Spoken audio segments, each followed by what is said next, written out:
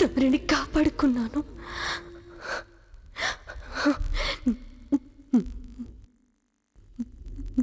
నాకు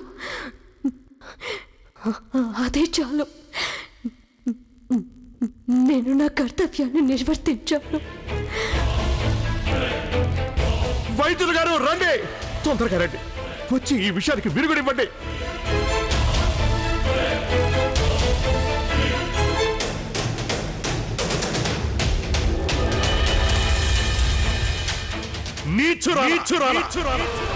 బెనజీర్ పారిపోవడానికి ఎలాంటి ప్రయత్నం చేయకు.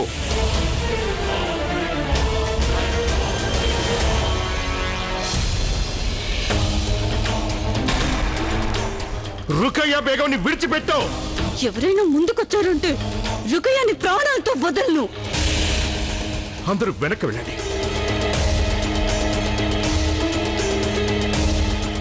నువ్వు నా భర్తని హతమార్చడానికి వచ్చావు. నేను నిన్ను ప్రాణాలతో వదిలిపెట్టను. అవుని, అందుకే వచ్చాను.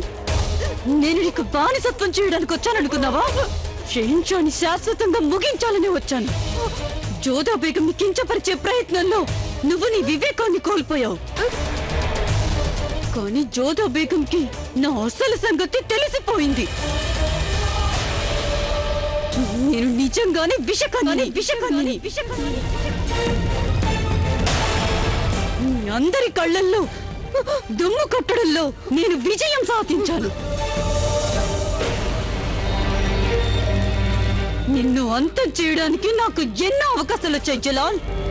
ప్రతిసారి ఆ జోదా బేగం మధ్యలో అడ్డుపడింది. చివరికి ఇవాళ తన ప్రాణాలు పణంగా పెట్టి తన జీవితాన్ని కోల్పోయింది. మూర్ఖురాల జోదా బేగం. తనని అసలు పట్టించుకొని ఇలాంటి భర్తను కాపాడాలనుకుంది ఆ జోదా.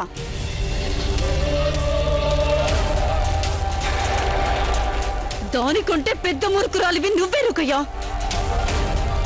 జోదా బేగంని కించపరచాలని ప్రయత్నంలో నన్ను వాడుకోవాలనుకున్నావు. ఇక తమరు మహామంగా, తమరు కూడా ఈవిడితోనే చేతులు కలిపారు కదా.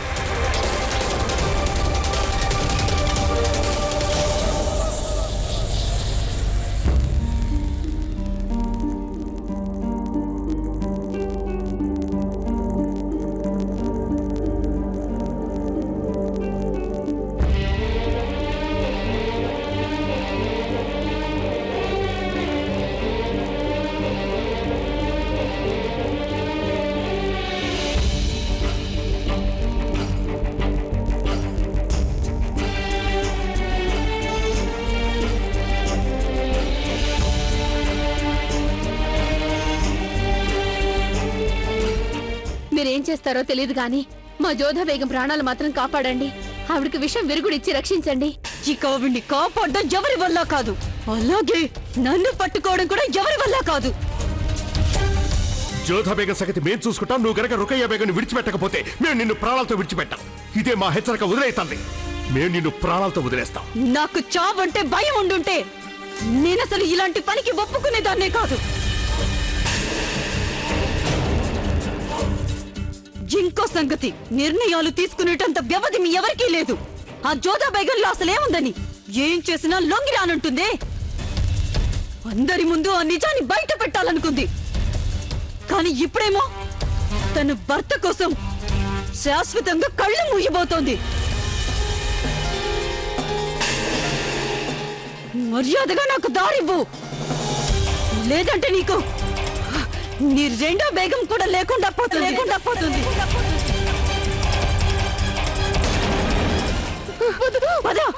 జాకిరా వచ్చి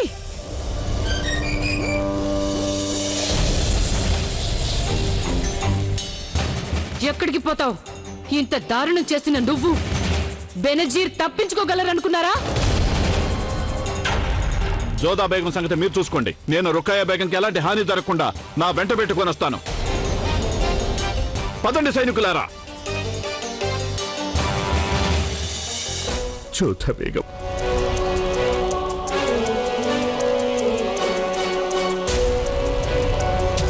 తీసుకుపోండి దీన్ని. ఆ బెనజీర్ వీళ్ళకి చిక్కకూడదు. తను గనక దొరికిపోయిందంటే నోరు విప్పకుండా ఉండదు. అప్పుడు జలాల్ నన్ను హతమార్చేస్తాడు.